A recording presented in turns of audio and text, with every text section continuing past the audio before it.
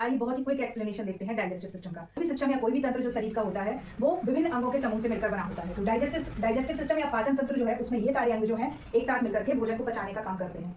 खाना जब हमारे मुख में जाता है तो दांत उसको चबाते हैं और हमारी जो टंग या जीभ है वो उसको मिक्स करने में मदद करती है। इसके साथ हमारे मुख में उपस्थित लार ग्रंथियां या सैलिवरी ग्लैंड्स जो है लार का स्त्राव करती हैं, लार को सीक्रेट करती हैं। उस लार में एक एंजाइम, वाटर तो होता ही है जो खाने को लिक्विड फॉर्म में बनाने का काम करता है, सॉफ्ट करने का काम करता है।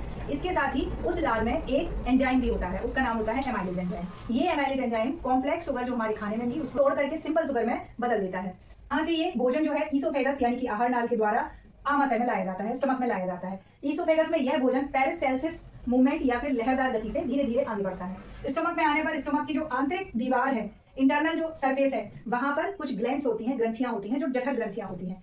ये जठर ग्रंथियां या गैस्ट्रिक ग्लैंड्स जो हैं गैस्ट्रिक जूस निकालती हैं, एक ऐसा रस निकालती हैं जिसमें HCl होता है और पेप्टिन एंजाइम होता है। ये HCl जो होता है खाने को सड़ने से बचाता है और जो पेप्टिन एंजाइम होता है वो प्रोटीन को सिंपल प्रोटीन या पेप्टाइड्स में चेंज कर देता है। इसके बाद ये खाना जो है यहाँ से निकल करके आता है स्मॉल इंटेस्टाइन में। ये जो अंदर आपको स्ट्रक्चर दिख रहे हैं ये स्मॉल इंटेस्टाइन है। जैसे ये स्मॉल इंटेस्टाइन में आया, यहाँ आप देख रहे हैं ये लीवर है और लीवर में उपस्थित है ये क्या, गाल ब्लैडर। यहाँ से एक डक्ट के थ्रू गाल ब्लैडर से जो है बाइल जूस, एक पित्त रस, बाइल जूस को हिंदी में बोलते हैं पित्त रस, ये निकल करके स्मॉल इंटेस्टाइन में आ जाता है।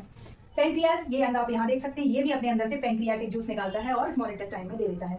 तो स्मॉल इंटेस्टाइन के अंदर जो बाइल जूस होता है वो जो फैट इस खाने में उपस्थित था, जो बसा था, उस बसा को या फैट को छोटे छोटे टुकड़ों में तोड़ देता है, छोटे छोटे कणों में तोड़ देता है, या इमल्सिफाइड कर देता है।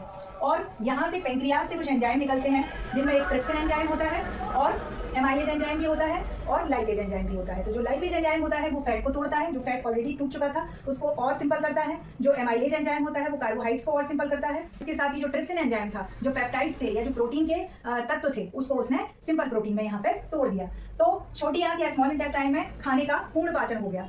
लेकिन इस स्मॉल इंटेस्टाइन से भी एक रस निकलता है, इसकी जो आंतरिक दीवारें हैं वहां से भी एक रस निकलता है जिसको इंटेस्टाइनल जूस बोलते हैं, जो फाइनली प्रोटीन को अमीनो एसिड्स में चेंज कर देती है। कार्बोहाइड्रेट्स के जो कॉम्प्लेक्स कंपाउंड थे या माल्टोज वगैरह थे उनको चेंज करके सिंपल कार्बोहाइड्रेट्स में चेंज कर देते हैं। फाइनली जो खाने का पूर्ण पाचन हुआ वो स्मॉल इंटेस्टाइन में हुआ और स्मॉल इंटेस्टाइन से ये खाना निकल के जाता है लार्ज इंटेस्टाइन में। इंटेस्टाइन में विली नाम की छोटे छोटे स्ट्रक्चर्स होते हैं, फिंगर लाइक स्ट्रक्चर्स होते हैं, जो खाने के अवशोषण का या एब्जॉर्प्शन का, जो उसका रस निकला है उसके एब्जॉर्प्शन के लिए एक सरफेस एरिया बढ़ा देते हैं।